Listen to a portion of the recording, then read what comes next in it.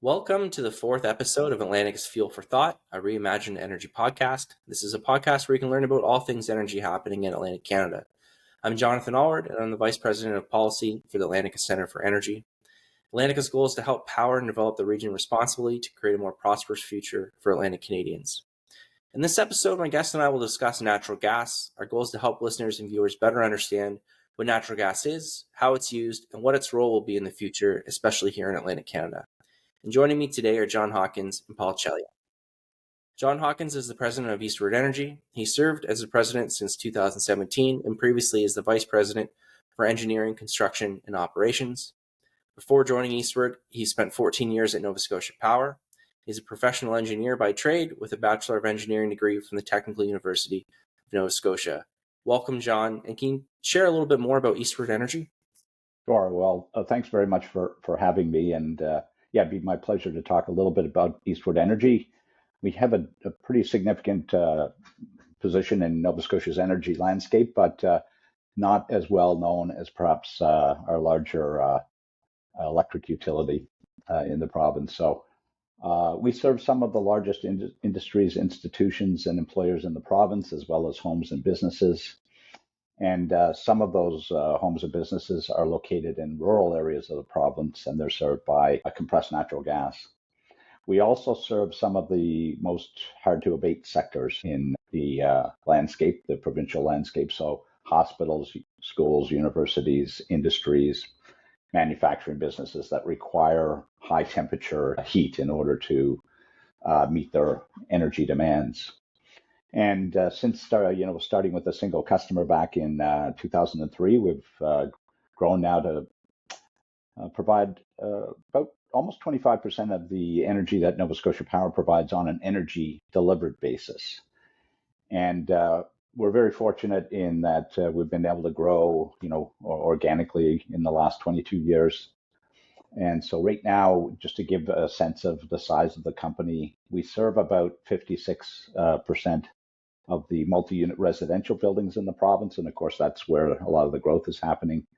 And we serve about 14% of all what we call dwelling units. So, those are homes, but also apartments and condominiums and that sort of thing. So a lot of our infrastructure is here in HRM, but we also have infrastructure in Pictou County and Amherst and Oxford, and again by CNG trailer to other counties. So in total, we serve about 6 counties in the province. And as I say, we started with a single customer back in 2003. And so it's really, I consider it to be a Nova Scotia success story.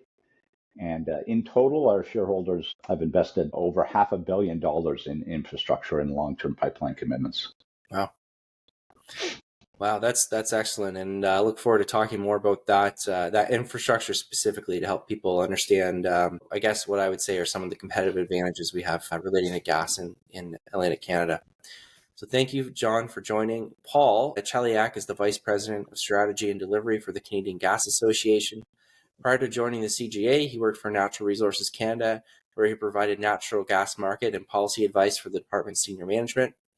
Welcome, Paul. Can you share more about the CGA's work?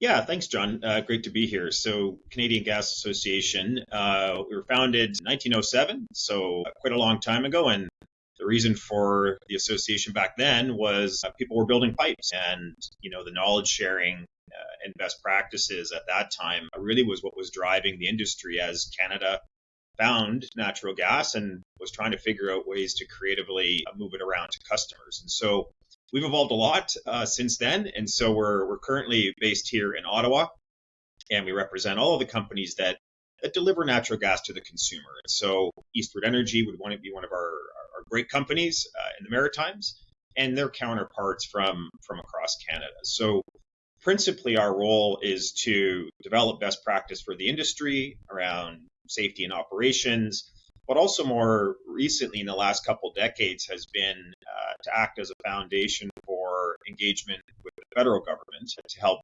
elected officials and senior management within departments understand the role of the gas infrastructure system in Canada and the ways that that infrastructure system can be leveraged to meet some of the public policy goals that governments have set out over the last several years. So we're excited to be here. Thanks very much, and I look forward to the rest of our conversation here. Well, thank you, Paul, and I appreciate you both joining Atlantica's Fuel for Thought. But before we dive into the questions, because this is a Natural Gas 101 podcast, I think it's important that listeners and viewers understand first what natural gas is. So natural gas is an energy source found underground in sedimentary basins, and it's colorless and odorless. It consists mostly of methane, with smaller amounts of ethane, propane, butane, pentanes, and other hydrocarbons contained in it. So it is a fossil fuel, but it has a much lower carbon dioxide emission intensity than coal or heating oil, for examples. And when it's extracted, it's gathered in a series of low-pressure pipelines, goes to a processing plant to remove the water and some non-hydrocarbon gases it contains, like nitrogen or carbon dioxide. And once it's processed, the refined gas is sent to customers by a pipeline and compressed along the way. The final product is also odorized before it reaches end users, and either by pipeline or sometimes by truck. Trucks deliver compressed natural gas, or CNG, as John mentioned earlier, and the natural gas can also be cooled down to a liquid form and transported by ship. This is known as liquefied natural gas, or LNG. I'd encourage everyone to to learn more by visiting atlanticaenergy.org and reading the Natural Gas 101 or Natural Gas Grid 101 articles. You can also visit the Canadian Gas Association's website, as they have excellent resources. You can find links to all those web pages in our show notes. John and Paul, is there anything either of you would like to add before we jump into the questions and the discussion? No, I think that's a good summary of natural gas.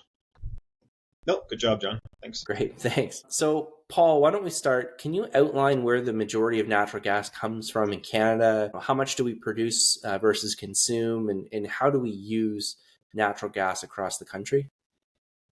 Yeah, so John, we're really blessed as a nation. The first hydrocarbon well ever drilled in Canada was actually in Ontario. And there's a little museum in southwest Ontario that sort of highlights the long history that part of the country has had with resource development. That was back in the late 1800s.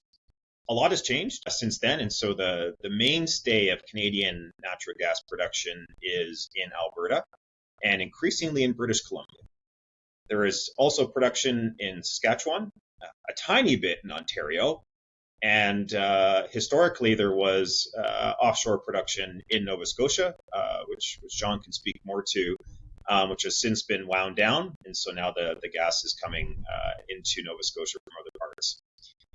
In terms of how we use the product, I think it's important to think about the pipeline system that delivers it, because often it can just be overlooked, and we can talk about natural gas as a homogeneous topic, but that infrastructure system that exists underground, which is out of sight and out of mind for consumers, is one of the most kind of fascinating and advanced systems in the world today. So in Canada, we have a little over 600,000 kilometers of infrastructure that's underground. And again, it's out of sight, it's out of mind. So it's not something that the consumer often thinks about. They see principally a meter on the side of their home or the side of their business that calculates how much natural gas they're using. But there's a huge value chain that supports the delivery of that product to their home. And so those wells that exist in British Columbia and Alberta and in the United States feed into large diameter pipes and then into smaller pipes, and then ultimately into our homes and businesses. So how we use the product in Canada, but natural gas is 40%, okay, of all of the energy that we use in Canada. About 20% of our energy in Canada comes from electricity, and about 40% comes from liquid fuels, gasoline, diesel, heating oil, etc. In terms of how we use the gas, so that 40% that is natural gas, about 55% of it is used in industry. So everything from manufacturing through to fertilizers, power plants. And so in the industrial base in Canada is largely predicated on affordable natural gas. The balance, the other 45%, is divided roughly between residential and commercial customers, who are about 20% each of the end use of natural gas in Canada. But again, 40% of all of the energy in the country comes from natural gas, and it is delivered through an extensive set of infrastructure and storage facilities, which keep the cost low and keep the system very reliable because it's under. Yeah, I think that's an important topic to talk about too. It's really not as discussed as often is that reliability component. You mentioned being underground. People often, forget that it's there. I think a big reason too is because it's usually or almost always there when you need it, which, I think electricity reliability across the country is very good relative to most places in the world, certainly. The reliability of natural gas is certainly a step better than that. Yeah, I'd like to build on the comment that Paul made about the reliability of natural gas grids and just put out another interesting stat, which for Nova Scotia, and I think it would be true for many of their distribution systems across the country, because of the underground nature of natural gas systems, they're protected from some of these severe weather events that we're increasingly seeing. Not only are they happening more frequently, but they're more severe. And of course, on the East Coast, we're talking about hurricanes and tropical storms. And the natural gas grids are largely unimpacted by those events. And so an interesting stat is that the gas grid here in Nova Scotia, and again, I'm sure it's similar in New Brunswick, is 99.999% reliable. And what that translates to is a customer experience of 1 hour outage once in every 70 or 75 years. So it's really a remarkable statistic. And we're starting to see some building owners that are looking to install natural gas generation so that when the power goes out, there's a source of energy there that can keep the lights on, so to speak, keep hot water flowing, heating in their units or homes. So I think an interesting stat, and one of the reasons that we have customers who are interested in getting natural gas if they currently don't have access to it. John, can you share a bit of the overview of how much natural gas is used in Atlantic Canada? Obviously, mostly in New Brunswick and Nova Scotia, and then what sectors are using this natural gas the most? Sure, I'd be happy to. So I'll start with Nova Scotia. So we use about 21 terajoules of natural gas, which when you convert it over to electric units that some people are more familiar with, that's about 2,100 gigawatt hours. And in New Brunswick, slightly less, so 18,000 terajoules. Again, doing a conversion, that's about 1,800 megawatt hours.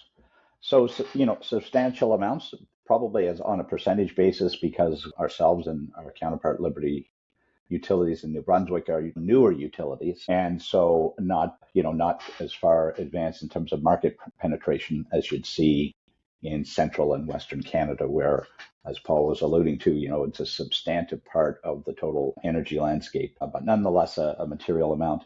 And in Nova Scotia, it's about 50-50 for the generation that is used by the natural gas utility, and a 50% by for conversion and use into conversion to electric generation through various turbine generator sets. So that's and then there's a breakdown there where on the New Brunswick side, there's a little bit more used for industrial purposes. There's a broader industrial base in New Brunswick than we have in Nova Scotia. And so a higher percentage of that would be used in the industrial sector. So if you're looking at Nova Scotia, for example, a little over 10% of our consumption is in the industrial segment, and in New Brunswick, it's a bit higher than that. I shouldn't say a bit. It's actually 36%, so it's substantially larger in New Brunswick than it is in Nova Scotia in terms of the industrial sector. And then the rest is those manufacturing industries, homes and businesses, and that sort of thing.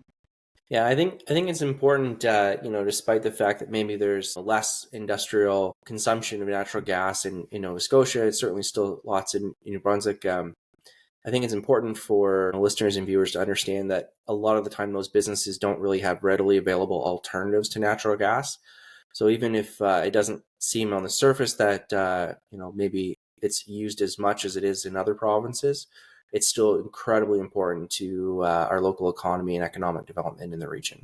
Yeah, and just to build onto your comments, so I think, in Nova Scotia, most of the large industries and the largest employers, the largest institutions, so hospitals, schools, universities, converted off of often the heavy fuel oils, the bunker C, to natural gas. And that's happened, in the time that Liberty Utilities and Eastward Energy have been in place. We've converted those industries over, and in doing so have dramatically reduced the GHG emissions from the province, because obviously, as you were alluding to earlier, Nova Scotia, natural gas is a far cleaner burning product than light or heavy fuel oils, and certainly much lower than coal. So we're very proud of the role that we've played in transitioning those heavy industries, many of which are in rural communities, over to natural gas from heavy fuel oil. Yeah, that's great. Important part of the story, certainly. Paul, you mentioned that natural gas in Canada is produced mostly in Alberta and British Columbia. So can you explain a little bit about the pipeline system that gets gas from Western Canada into other Canadian markets, into Quebec, Ontario, and then eventually into Atlantica Canada as well?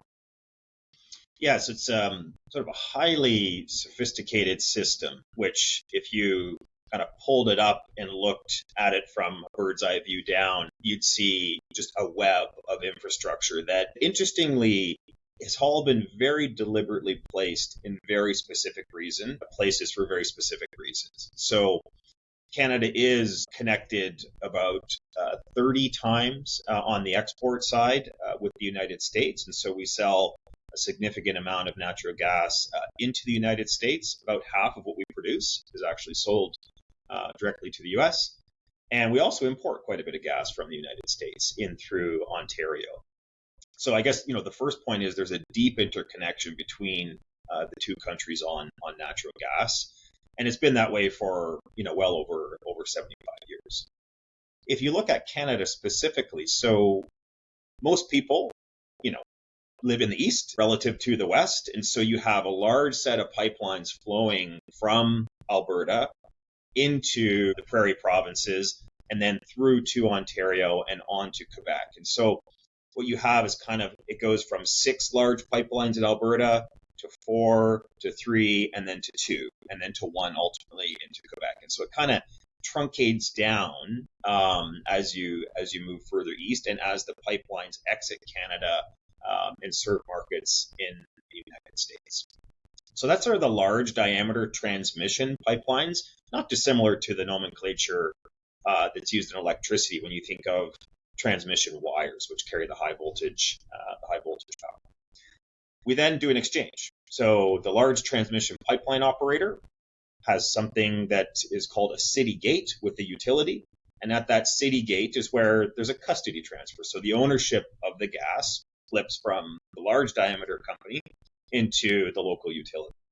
And so from that gate station or city gate downstream, that's the terminology we use is upstream, midstream, downstream. So now upstream you produce, midstream is the big pipes, downstream is the little pipes. So once you've switched from the big pipe to the smaller pipes, that's where you have a significant kind of penetration of smaller diameter infrastructure that moves through every major city in the country, into homes, into businesses, hospitals, as John mentioned. So down each street is a pipe, and then off of that pipe are even smaller pipes that go to a consumer's home. And so it's just really think about it as kind of a stepping down, both in diameter of pipeline, but also the pressure of the pipeline. So the big pipes operate, I think, John, upwards of 1,000 PSI. Whereas a service into a home, I think, is about half a PSI roughly. So big step down in pressure and a big step down in diameter of pipe. The other thing, and these are just some interesting factoids, I find this one, you talked about moving the gas through the pipes. So jet engines, which are on the side of jets, are the same turbine engines that are bought by the big pipe companies to push the gas from west to east. And I believe that gas travels around 36 kilometers an hour.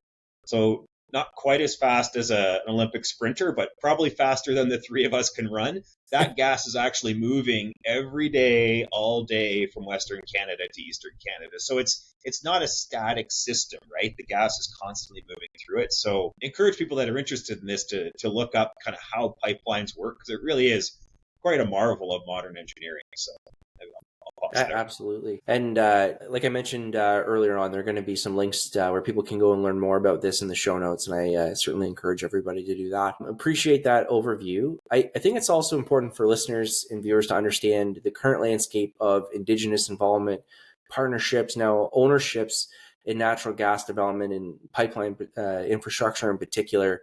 For example, earlier this month, we're recording on May the 28th, and on May 15th, Enbridge announced an agreement with 36 First Nations in British Columbia to purchase about an eighth interest in Enbridge's West Coast natural gas pipeline.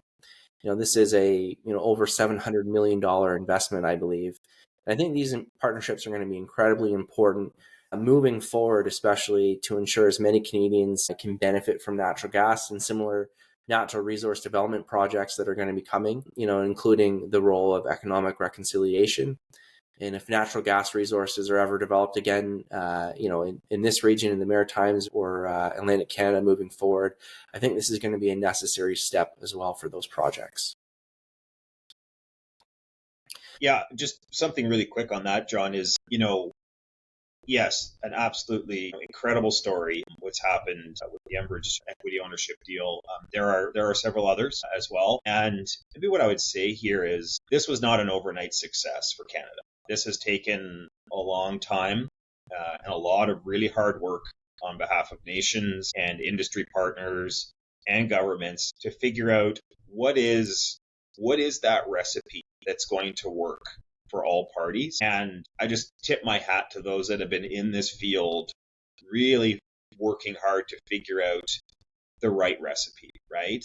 And there are different recipes depending on what project you're working on, what nations you're working with, and what part of the country that you're in. And so I think we're a global leader in this space. And I hear from other countries, help us understand how you're doing reconciliation, because we haven't got it figured out yet. So I think Canada should be really, really proud here, because on the global stage, I can say safely that we are leading on this. And I think the world has a lot to learn.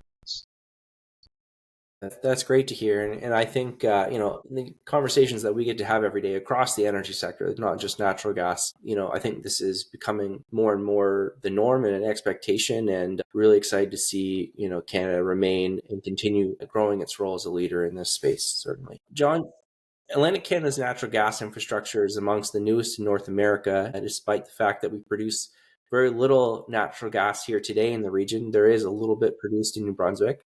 Can you explain how this came to be and how gas moves across the region today?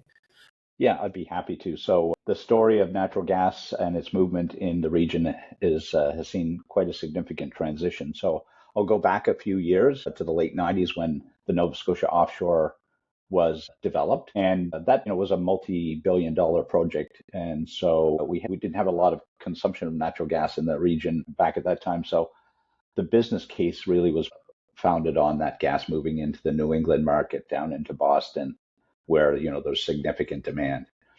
And so the gas moved via a new pipeline that was constructed at the same time to move the gas from the offshore ultimately down into that New England market. So that was the Maritimes and Northeast pipeline. And we benefited from a relatively low-cost natural gas because it was just offshore here for a number of years. And then ultimately in 2018, both the offshore projects, the Sable Offshore Energy Project and the Deep Panuke project, went offline, unfortunately, much earlier than had been anticipated. And so then we became a net importer. There was a little bit of production in New Brunswick, but substantially a net importer. And over time, ourselves and other utilities have contracted for long-term pipelines from other regions. And so we have a contract that gets us back to Southern Ontario, where there's a large storage hub called the Dawn Storage Hub.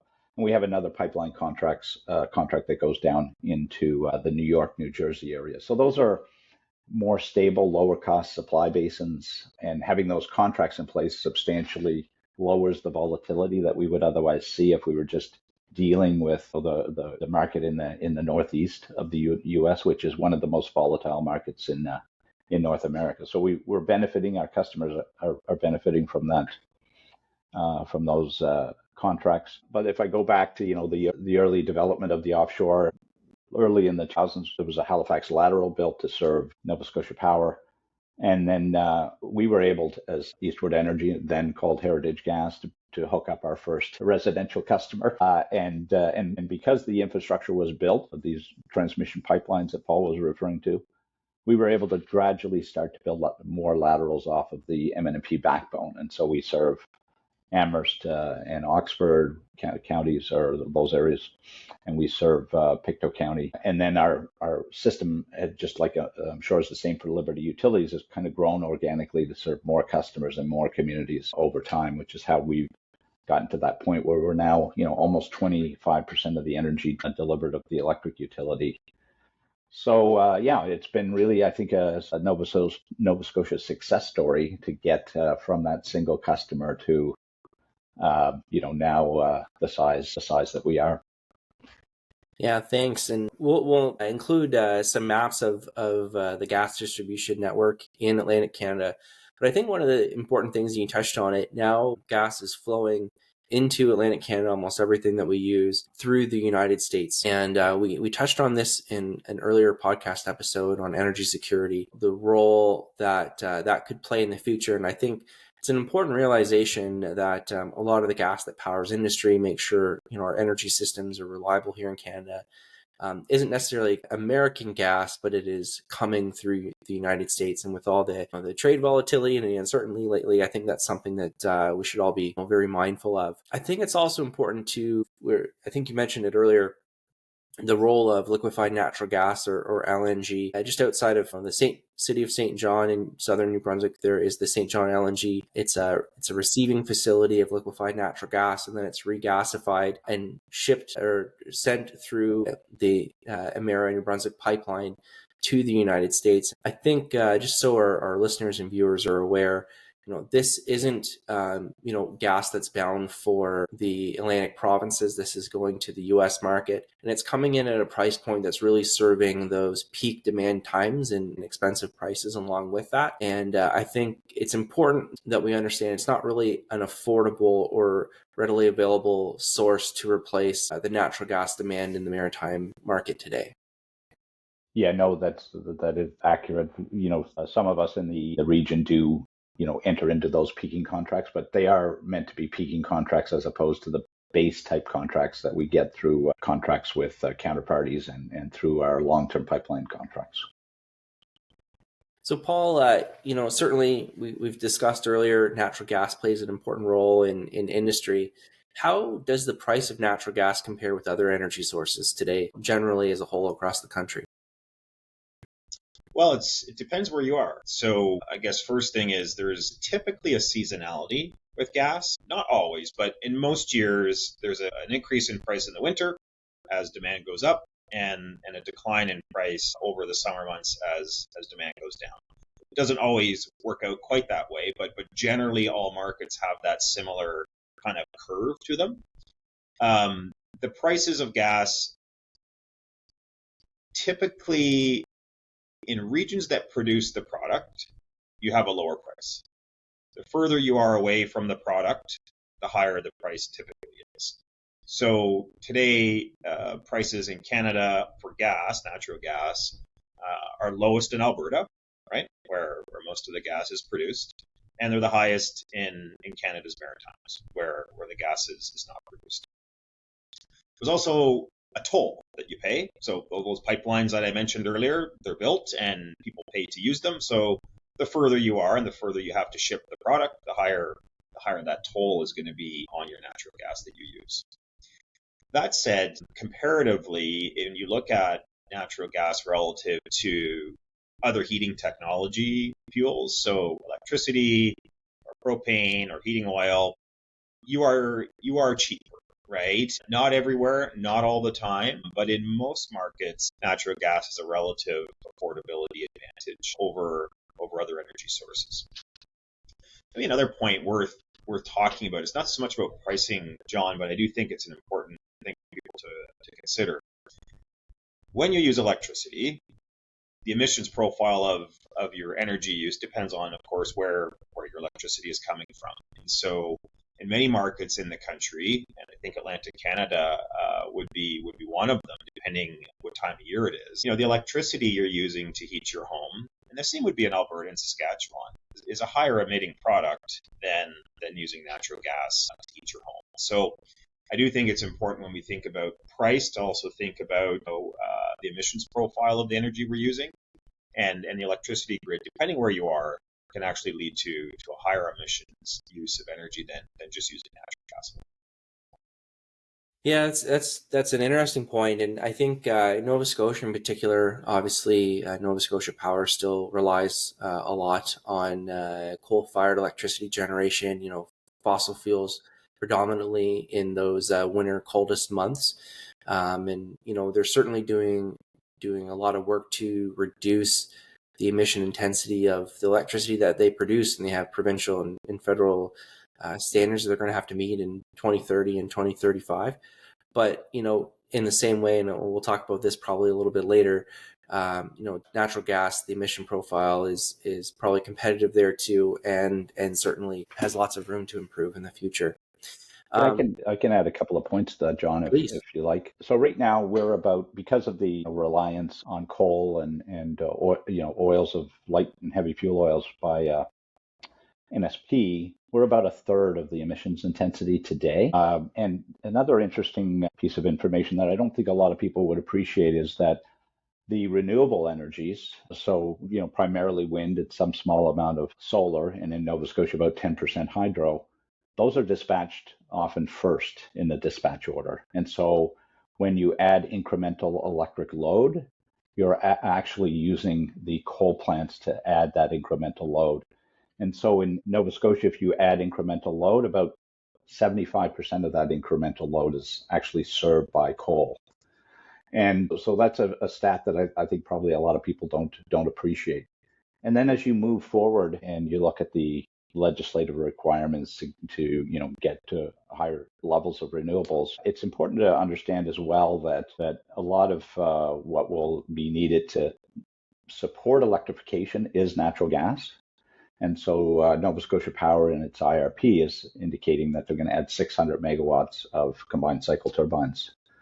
And so that firm energy has to be there to follow the wind around. But those combined cycle, or actually a lot of them will be single cycle turbines, operate maybe at 35% efficiency. And you compare that to the over 90% efficiency that is at the end use appliance or burner tip. So a couple of interesting points I think might not be kind of readily known to most people. No, I think those are great points, and it's the same in New Brunswick. Their MB Power is looking at new natural gas fired generation to I guess load follow those non-dispatchable renewables like wind and solar, and as the grid becomes increasingly from renewable sources, the electricity grid that is, natural gas is certainly expected to play an increasingly important role in the region. The utilities won't necessarily use a lot more natural gas, is my understanding, but it will be used strategically when it's needed to ensure that the grid, the electricity grid, is balanced and reliable for users. So I think natural gas has an incredibly important role to play in Atlantica moving forward. But with that in mind, Paul, what do you think the role of natural gas is going to be in let's say, Canada's future more broadly in the next 15 years? Yeah, John, so I think we're going to see, a continued increase in the use of the product. The consumer base has been quite clear, and they have provided signals to industry that are saying we want more, not less of the product, right? And so that was before the current moment.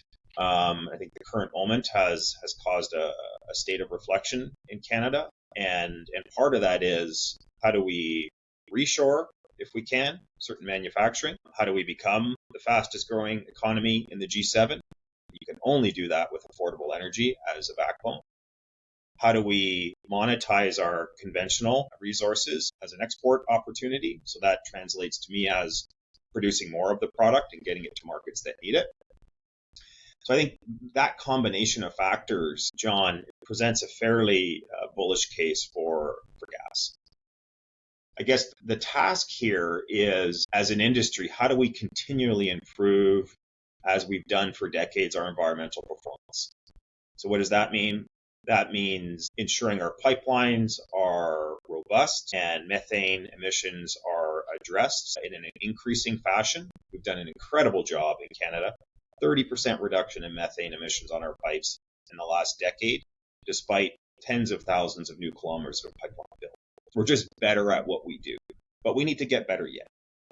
That means increasingly looking at lowering the emissions profile further of what we serve our customers with.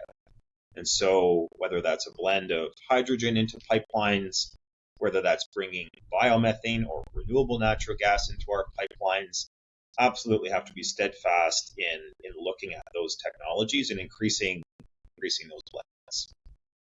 And then third is just communicating with our customers, right? I think the customer wants to know what the industry is doing, right? The customer is more aware now than they ever have been because of access to information about energy. And I do think it is on the industry to make sure that that customer has the best information they can to make an informed decision. When that happens, it makes the job of the elected official easier. They feel that the consumer base and the voter base gets it and they get the trade-offs. But again, I come back to just, what does the consumer want? They want safe energy, they want reliable energy, they want affordable energy, and they want their energy to be as clean as possible. They need all four of those things, not one or the other. No, thanks for that. And definitely a lot to think about. And especially, I look at your second point, the grid of the future. I see it as a gas grid, less a natural gas grid. And I think that's going to be increasingly important also for those customers that are looking for the cleanest option possible. John, can you fill listeners and viewers in about what Eastward Energy is doing in Nova Scotia and how you're preparing for the gas grid of the future to ensure you're minimizing emissions? Yeah, I'd be happy to. So, to build on Paul's comments, we have to look at opportunities to lower the carbon intensity of our product. And so that can be through renewable natural gas from bio resources of one sort or another, whether that's landfill or whether it's from, I'll say solid waste facilities in quotation marks. So there's all sorts of different sources for renewable natural gas. And the other opportunity, of course, is getting something that's getting a lot of coverage lately, which is hydrogen. So maybe I'll just start by referring to hydrogen first. So we're fortunate here in Nova Scotia and New Brunswick in having some of the newest infrastructure really in North America. And much of that infrastructure in New Brunswick and Nova Scotia is polyethylene plastic pipe. And that pipe is 100% hydrogen compatible today. And even our steel pipes, where you can, in older steel, you can get something called hydrogen embrittlement. We believe, based on some research that we've looked at, both locally and internationally, that we can comfortably get up to 30% hydrogen in our steel pipes. And so Nova Scotia and New Brunswick probably have the most hydrogen-ready infrastructure in all of North America. So that's a tremendous attribute. And then building upon that is really what's becoming, in my view, a center of excellence at Dalhousie University. They have 20 professors and researchers that are focused very intently and doing a lot of research in hydrogen applications. And one aspect of that work is looking at how much hydrogen can be safely blended into the natural gas system from the perspective of its end use in boilers and stoves and barbecues, etc. And so they're really becoming, that lab is really something that's getting a lot of international attention today because of the work that they're doing. It's cutting edge research. And we were fortunate to be able to, get on early and be one of their initial sponsors, donating in-kind services as well as an electrolyzer And that's, kind of propelled itself into substantive funding from the federal government. So a lot happening there. There's been some legislative changes in Nova Scotia that's allowed for the utility to either produce hydrogen and recover it in rate base, or to enter into long-term contracts for hydrogen.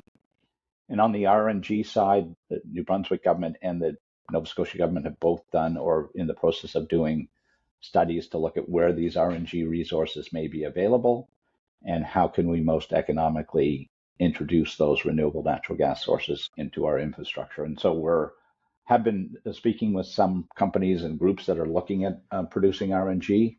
And so we're optimistic that within the not too distant future, in a matter of years, or perhaps even in the next 2 years, we may see some RNG flowing through our pipes and to our customers.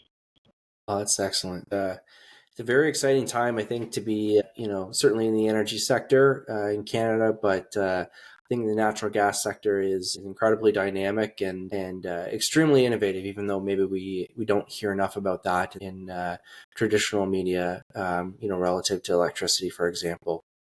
Yeah, and we're doing some work with natural gas heat pumps, which, in the same way that electric heat pumps deliver more than 100% efficiency, we have a number of heat pump trials underway here, both at the residential side, the commercial side, and then in large multi-unit residential buildings. So we're looking at that, and we think there's the opportunity through something called hybrid heating to have the gas and electric grids work much more closely together. So we've seen grid alerts issued by FERC in the US. They've just recently come out with a statement expressing concern over electric grid reliability in the United States, and we've seen grid alerts across Canada.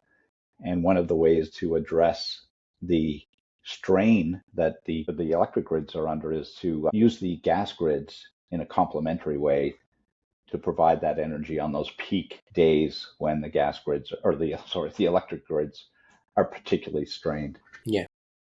Absolutely. I think that's also a tool to help the electric utilities manage their costs as well moving forward for ratepayers. Absolutely. So thank you again both for joining Atlantica's Fuel for Thought. I'd encourage all listeners and viewers to learn more about Eastward Energy and the Canadian Gas Association through links in the show notes. Until next time, knowledge is power, so please keep learning about energy.